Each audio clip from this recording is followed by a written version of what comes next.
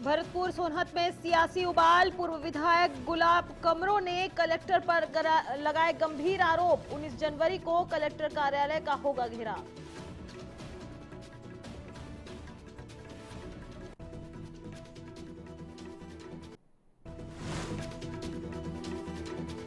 धमतरी में शिक्षक फेडरेशन का धरना प्रदर्शन। वेतन विसंगति और 4 सूत्री मांगों को लेकर सरकार से नारेबाजी। शिक्षकों ने दी चेतावनी, नहीं माने तो आंदोलन होगा और तेज।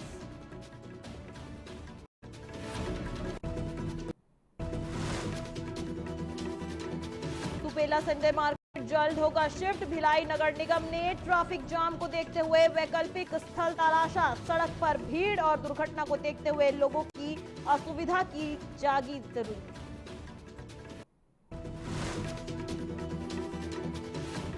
रायपुर में प्रॉपर्टी ठगी का बड़ा खुलासा। 11 करोड़ की धोखाधड़ी में 3 आरोपी गिरफ्तार। सरस्वती नगर पुलिस ने जुटाए सबूत।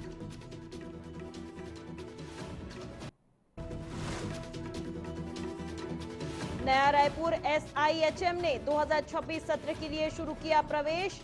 छात्रों को मिलेगा 100% प्लेसमेंट और राष्ट्रीय स्तर की नौकरियों का मौका।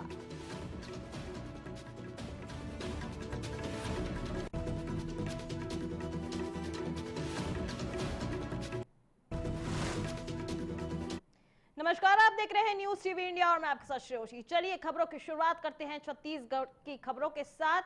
भरतपुर सोनहत विधानसभा से कांग्रेस के पूर्व विधायक और ट्रेड यूनियन काउंसिल के प्रदेश अध्यक्ष गुलाब कमरो एक बार फिर सुर्खियों में हैं। उन्होंने मानेंद्रगढ़, चिरमिरी और भरतपुर जिले के कलेक्टर डी राहुल वेंकट पर गंभीर आरोप लगाए हैं और उनकी शिकायत प्रधानमंत्री, मुख्यमंत्री और मुख्य सचिव से की है। पूर्व विधायक का कहना है कि कलेक्टर खुद को सरकार से ऊपर समझते हैं और जिले में हिटलर शाही चला रहे हैं। उन्होंने नियुक्ति में भ्रष्टाचार करने और कर्मचारियों की सेवा समाप्त करने के भी आरोप लगाए हैं।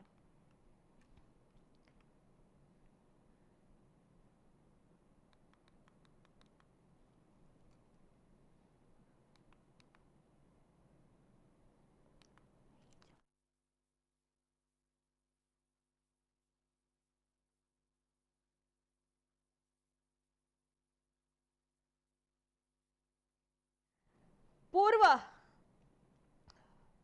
विधायक का कहना है कि कलेक्टर खुद को सरकार से ऊपर समझते हैं और जिले में हिटलर शाही चला रहे हैं। उन्होंने नियुक्ति में भ्रष्टाचार करने और कर्मचारियों की सेवा समाप्त करने की भी आरोप लगाए हैं। कांग्रेस ने कलेक्टर कार्यालय का घेराव करने का ऐलान किया है, जिसमें कोरबा सांसद ज्योत्सना महंत भी शामिल होंगी। बता दें, गुलाब कमरो ने चेतावनी दी कि अगर कलेक्टर नहीं हटाए गए तो वो भूख हड़ताल पर बैठ सकते हैं। कलेक्टर कार्यालय का घेराव 19 जनवरी को किया जाएगा। यह मामला अब तूल पकड़ता नजर आ रहा है और जनता की निगाहें इसी पर टिकी हैं।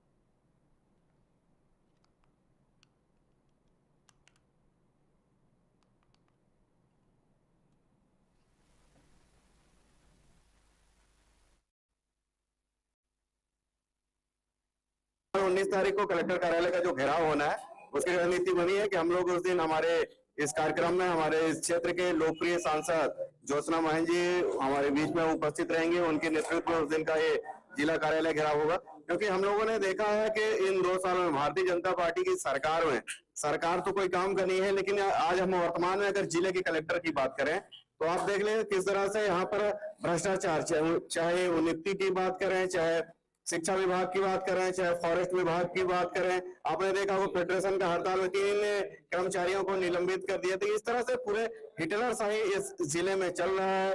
फिर इसके बाद देखेंगे तो आदिवासी जो हमारे टीचर थे, शराब पीने के कारण उनको निलंबन कर देते, इंक्रीमेंट रोक देते। तो चलिए खबरों में आगे बढ़ते हैं। एक तरफ स्कूलों में परीक्षा का समय नजदीक है, तो वहीं दूसरी तरफ शिक्षक अपने अधिकारों के लिए आंदोलन कर रहे हैं। धमतरी में वेतन विसंगति दूर करने और 4 सूत्री मांगों को लेकर छत्तीसगढ़ सहायक शिक्षक और समग्र शिक्षक फेडरेशन ने गांधी मैदान में 1 दिवसीय धरना प्रदर्शन किया, जिसमें बड़ी संख्या में शिक्षक शामिल हुए। बता दें, फेडरेशन अध्यक्ष ने कहा कि मोदी की गारंटी के तहत जो वादे किए गए हैं उन्हें अब पूरा करने का समय है। उन्होंने सरकार से मांग की कि वेतन विसंगति दूर की जाए और अन्य मांगों पर तुरंत ध्यान दिया जाए। वहीं शिक्षकों ने चेतावनी दी कि अगर उनकी मांगों को नहीं माना गया तो आंदोलन को और तेज किया जाएगा। इधर धरना स्थल पर शिक्षक शांति बनाए हुए हैं। आपको बता दें कि धरना स्थल पर शिक्षक शांति और अनुशासन बनाए रखते हुए अपनी आवाज उठा रहे हैं। इस प्रदर्शन के माध्यम से शिक्षक अपनी हक और शिक्षा क्षेत्र में सुधार की आवश्यकता को सरकार और जनता के सामने लाना चाहते हैं। इस घटना ने शिक्षा और प्रशासन के मुद्दे पर ध्यान आकर्षित किया है और उम्मीद जताई जा रही है कि सरकार जल्द ही शिक्षकों की मांग पर कदम उठाएगी।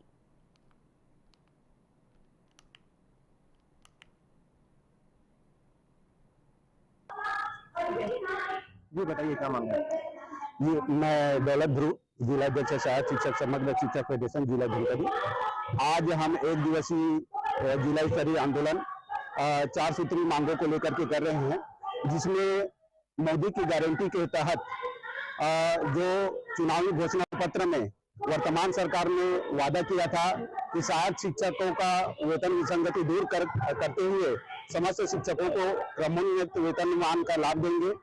आज सरकार को 2 वर्ष बीत चुका है, आज पर्यंत इस क्षेत्र में किसी प्रकार से पहल नहीं हुई है। इस कारण से हम बाध्य हो चुके हैं। पिछला दिनों में प्रथम चरण में हमने समस्त विधायक और सांसदों को ज्ञापन दे करके मोदी की गारंटी का जो वादा किया गया था उसको याद दिलाने का प्रयास किया था, लेकिन इसके बावजूद भी कोई पहल नजर नहीं आई है। इस कारण से आज हमको मैदान में उतरना। चलिए रुक करते अगली खबर की। अगली खबर दुर्ग जिले से है, जहां दुर्ग जिले के सुपेला क्षेत्र में हर रविवार लगने वाले संडे मार्केट जल्द ही दूसरी जगह शिफ्ट हो सकता है, क्योंकि भिलाई नगर निगम ने इसे हटाने की तैयारी पूरी कर ली है और वैकल्पिक स्थल की तलाश भी शुरू कर दी है। इस बाजार की वजह से सुपेला से गदा चौक तक भीषण ट्रैफिक जाम बन जाता है। कपड़े, जूते, चप्पल और घरेलू सामान की सैकड़ों दुकानें सड़क के दोनों ओर लग जाती है, जिससे पूरी सड़क बाजार में तब्दील हो जाता है और हालात इतने गंभीर हो जाते हैं कि कई बार एम्बुलेंस तक को निकलने का रास्ता नहीं मिलता। इस स्थानीय लोगों का कहना है कि दुर्घटनाओं का खतरा बना रहता है और यातायात पूरी तरह ठप हो जाता है। नगर निगम और जिला प्रशासन अब तक 5 से अधिक बार कार्रवाई कर चुके हैं, लेकिन स्थिति जस की तस बनी हुई है। बता दें कि अब नगर निगम जल्द ही बाजार को वैकल्पिक स्थल पर शिफ्ट करने की तैयारी कर रहा है, ताकि सड़क और ट्रैफिक सामान्य रहे और लोगों को असुविधा का सामना ना करना पड़े।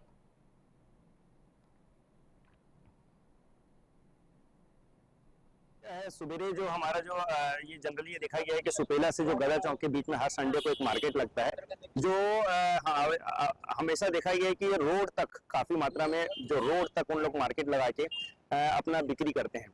मगर इससे हमेशा ये मतलब शिकायतें भी आई है और देखा भी गया है कि कई दुर्घटना का सामना करना पड़ता है और जो आवाजाही में काफी दिक्कतें होती हैं, यातायात पूरा बाधित हो जाता है। इसी को देखते हुए कल व्यापारी संघ की हम लोगों ने इस क्षेत्र में जितने भी सभी की दुकानें हैं उनसे व्यापारी संघ के साथ बैठक लिया गया और सबको हिदायत दी गई कि एक मार्किंग किया जा रहा है जो आपकी दुकानों के ठीक सामने किया जा रहा है, उसके अगर बाहर में अगर किसी भी प्रकार के कोई अतिक्रमण या फिर आपकी दुकानें लगी पाई जाएगी तो उसे तत्काल हटा दिया जाएगा। इसका मेन कारण यह है कि रोड तक जो दुकानें लगा के जो बाधा उत्पन्न कर देते हैं उससे यह देखा है उससे किसी प्रकार की दुर्घटना पारित। रुक करते अगली खबर की ओर। राजधानी रायपुर से खबर आ रही है, जहां राजधानी रायपुर से करोड़ों की धोखाधड़ी का मामला सामने आया है, जिसमें प्रॉपर्टी सौदे में 11 करोड़ 51 लाख की ठगी की गई है और सरस्वती नगर पुलिस ने इस मामले में 3 आरोपियों को गिरफ्तार किया है। आरोपियों ने बंधकशुदा जमीन का फर्जी सौदा कर निवेशकों को ठगा और इस मामले में मुख्य आरोपी हाईटेक एब्रेसिव प्राइवेट लिमिटेड का डायरेक्टर और प्रमोटर शेयर होल्डर है। बता दें पुलिस ने ठगी के सारे सबूत जुटाए हैं और मामले की जांच जारी है। इधर अधिकारियों का कहना है कि जल्द ही अन्य संदिग्धों की भी पहचान कर कार्रवाई की जाएगी। इस सफलता से सरस्वती नगर पुलिस की कार्यकुशलता और जांच क्षमता सामने आई है और लोगों में पुलिस पर भरोसा बढ़ा है।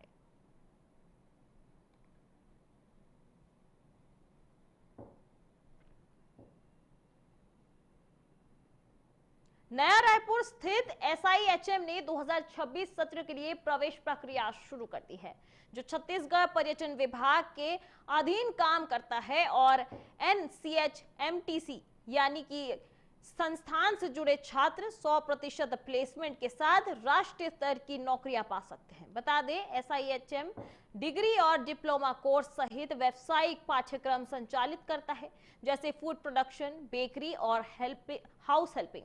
1.5 साल की डिप्लोमा ट्रेनिंग पूरी करने के बाद छात्र सीधे 5 सितारा होटल में काम कर सकते हैं और 3 वर्षीय BSc हॉस्पिटैलिटी डिग्री के बाद शुरुआती स्टाइपेंड 15 से 25 हजार तक मिलता है। सभी पाठ्यक्रमों के लिए पोस्ट मैट्रिक छात्रवृत्ति योजना उपलब्ध है, जो आर्थिक रूप से कमजोर वर्ग के विद्यार्थियों के लिए मददगार होगा। इस साल 3 वर्ष BSc हॉस्पिटैलिटी और होटल एडमिनिस्ट्रेशन कोर्स के लिए 80 सीट पर आवेदन आमंत्रित किए गए हैं। वहीं स्थानीय युवाओं को उच्च गुणवत्ता की हॉस्पिटैलिटी और शिक्षा देकर उन्हें रोजगार के योग्य बनाता है, उन्हें राष्ट्रीय स्तर की नौकरियां तक पहुंचाता है।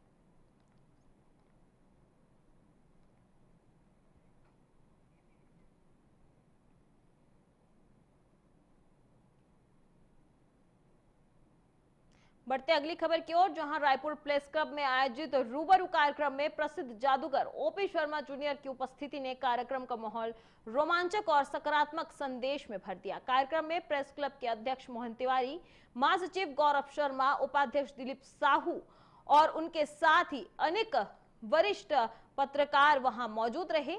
साथ ही जादूगर OP शर्मा का पुष्पगुच्छ देकर भी उनका सम्मानित किया गया। प्रेस क्लब का सभागार पत्रकारों और कला प्रेमियों की उपस्थिति से भरा रहा। वहीं कार्यक्रम में जादूगर OP शर्मा जूनियर ने कहा कि जादू कोई चमत्कार नहीं बल्कि मनोरंजन और कला है और इसे एंजॉय कीजिए, अंधविश्वास मत बनाइए। बता दें कि उन्होंने ये भी स्पष्ट किया कि जादूगर के पास कोई दैविक या अलौकिक शक्ति नहीं होती, ये केवल वर्षों की मेहनत, अभ्यास और रचनात्मक से निखरी कला है। उन्होंने अंधविश्वास के नाम पर लोगों को गुमराह करने वालों से सावधान रहने की अपील की। साथ ही कहा कि जादू का असली उद्देश्य केवल खुशी और मनोरंजन देना है, ना कि किसी को ठगना या भ्रमित करना।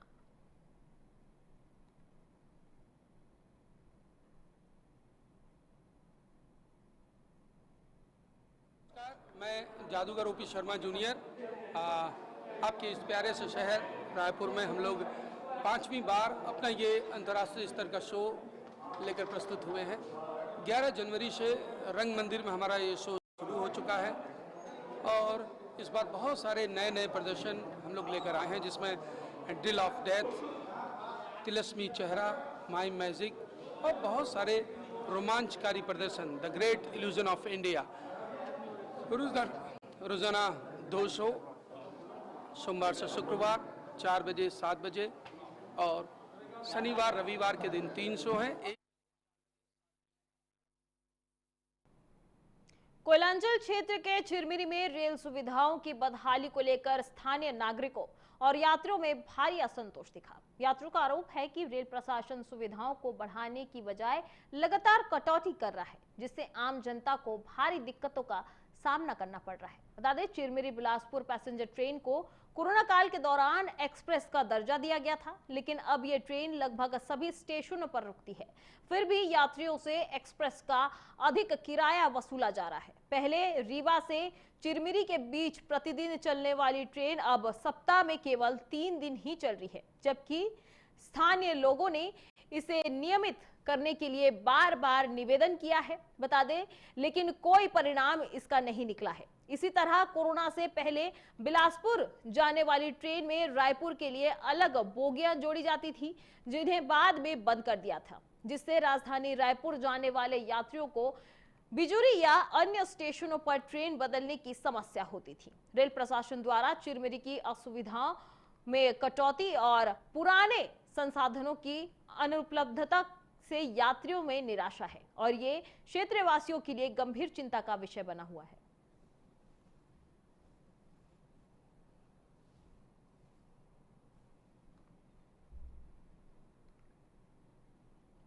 चिरमिरी के साथ रेल प्रशासन लगातार छलावा कर रही है और चिरमिरी जैसे जैसे हमारा कोयला का उत्पादन डाउन हो रहा है, वैसे वैसे रेल अपनी सुविधाओं में भी कटौती कर रहा है। इतना हास्यास्पद है कि रेल कहने को तो बड़ी बड़ी वायदे करता है और रेल मंत्री और तमाम चीज़ें हैं रेल के साथ, लेकिन चिरमिरी में जो बाबा आदम जमाने से हम लोग जिन सुविधाओं का उपयोग कर चुके हैं, आज सुविधाएं बढ़ाने के बजाय रेलवे लगातार उन सुविधाओं को घटा रहा है। पहला इन लोगों हम हमारे लोगों के साथ छलावा कर रहे हैं। चिरमिरी बिलासपुर जो पैसेंजर ट्रेन है, कोरोना काल में उसको एक्सप्रेस बनाया गया था। देखिए, पहला प्रश्न जो आपको है कि जो चिरमिरी से बिलासपुर चलती है वो पहले पैसेंजर चला करती थी, अभी उसको एक टाइम एक्सप्रेस कर दिया जा रहा है, जिसके कारण अतिरिक्त भार यहाँ की जनता के ऊपर पड़ रहा है। जबकि चिरमिरी से अनूपपुर वो पूर्व की भांति ही पैसेंजर के रूप में ही चल रही है, लेकिन नाम चूंकि एक्सप्रेस है इसलिए किराया उसका बढ़ गया। तो पहले की भांति जैसा चिरमिरी बिलासपुर चलता रहा उसी प्रकार चलाया जाए ताकि जनता को राहत मिल सके। दूसरा बात यह है कि रायपुर के लिए कोरोना काल तक प्रतिदिन 2 बोगी जोड़ा जाता रहा चिरमिरी से रायपुर के लिए।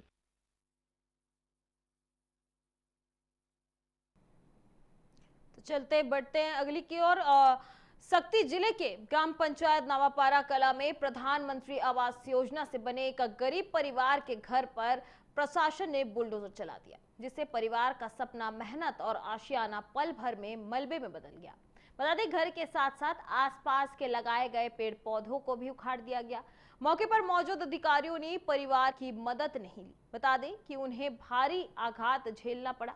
पीड़ित परिवार का आरोप है कि गांव में कई लोग बेजा कब्जा किए हुए हैं, लेकिन कार्रवाई सिर्फ उनके घर पर की गई है, जबकि उन्होंने पास में प्रस्तावित राइस मिल के गोदाम के लिए रास्ता देने से इनकार किया था, जिसके कारण उन्हें निशाना बनाया गया। वहीं परिवार का कहना है कि ये कार्रवाई प्रभावशाली लोगों के दबाव में की गई है। इस मामले में शासन प्रशासन की संवेदनशीलता पर गंभीर सवाल खड़े कर दिए हैं। सवाल ये भी है कि अगर जमीन बेजा कब्जा की थी तो प्रधानमंत्री आवास योजना के तहत मकान कैसे बन गया? निर्माण के समय जांच कहां थी और गलती हुई तो उसकी सजा गरीब परिवारों को क्यों दी गई?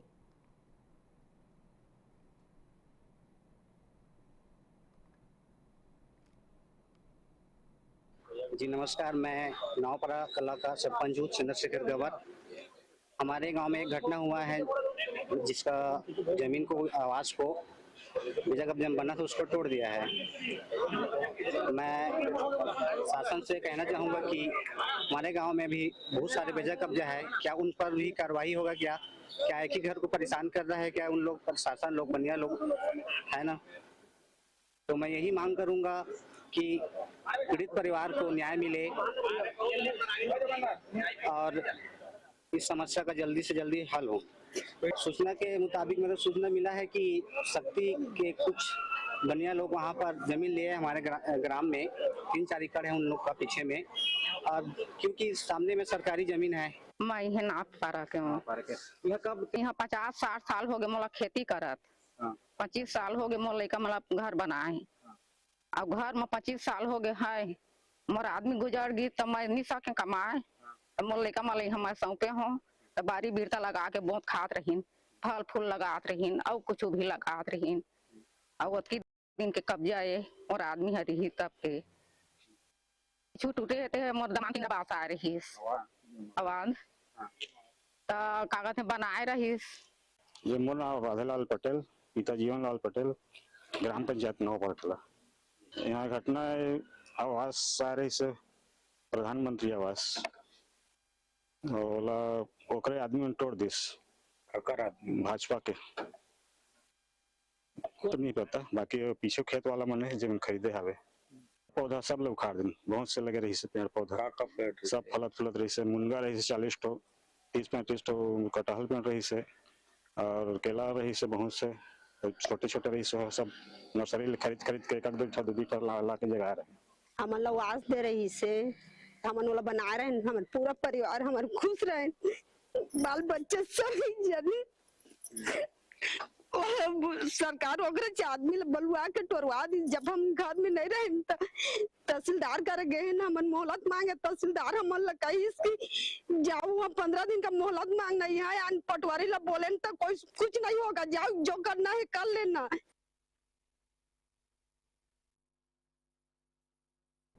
चलिए बढ़ते हैं अगली खबर की ओर। सक्ती जिले में धान खरीदी के अंतिम चरण में जिला प्रशासन ने जीरो टॉलरेंस दिखाते हुए ताबड़तोड़ कार्रवाई की है। कलेक्टर अमृत विकास तापनो ने के सख्त निर्देश पर जिला पंचायत सीईओ वासु जैन, खाद्य विभाग और मार्कफेड की संयुक्त टीम ने औचक निरीक्षण के दौरान मालखौर्दा, सक्ती और नया बरद्वार क्षेत्र की 5 राइस मिलों में छापा मारा है। निरीक्षण में कहीं धान हद से ज्यादा और कहीं रिकॉर्ड से कम पाया गया है। वहीं एलन ट्रेडर्स ग्राम भाटा में 556 कट्टा अधिक धान और 12,000 क्विंटल से अधिक धान जब्त कर मिल को सील कर दिया है।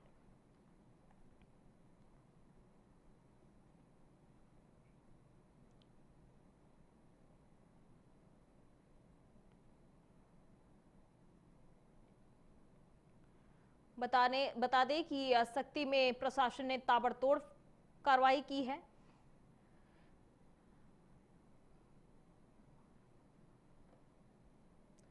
राजधानी रायपुर में महिला कांग्रेस ने प्रेस कॉन्फ्रेंस कर केंद्र और प्रदेश की भाजपा सरकार पर जमकर हमला बोला। महिला कांग्रेस की राष्ट्रीय महासचिव गुंजन सिंह और प्रदेश की महिला नेताओं ने कहा कि मौजूदा सरकार में महिलाएं खुद को असुरक्षित महसूस कर रही है और महिलाओं की सुरक्षा, रोजगार और कानून व्यवस्था के मोर्चों पर सरकार पूरी तरह विफल साबित हुई है। नेताओं का आरोप है कि बेटी बचाओ बेटी पढ़ाओ जैसे योजनाएं केवल नारे बनकर रह गई हैं और प्रदेश में अपराध लगातार बढ़ रहे हैं। वहीं दिन दहाड़े हत्या हो रही और महिलाओं के खिलाफ अपराध थमने का नाम नहीं ले रहे, लेकिन सरकार इन्हें रोकने में नाकाम है। वहीं प्रेस कॉन्फ्रेंस के दौरान महिला कांग्रेस ने मनरेगा योजना का भी जिक्र किया और आरोप लगाया कि योजना का नाम बदलकर महात्मा गांधी का अपमान किया जा रहा है तथा गरीबों को रोजगार देने के बजाय उन्हें मजबूरी में पलायन करने के लिए मजबूर किया जा रहा है। वहीं नेताओं ने प्रदेश में लगातार सामने आ रही बलात्कार की घटनाओं पर गहरी चिंता जताई है और कहा कि नाबालिग बच्चियों भी सुरक्षित नहीं है। इसके बावजूद सरकार मूकदर्शक बनी हुई है। महिला कांग्रेस ने तत्काल प्रभाव से कार्रवाई और महिलाओं की सुरक्षा सुनिश्चित करने की मांग की है।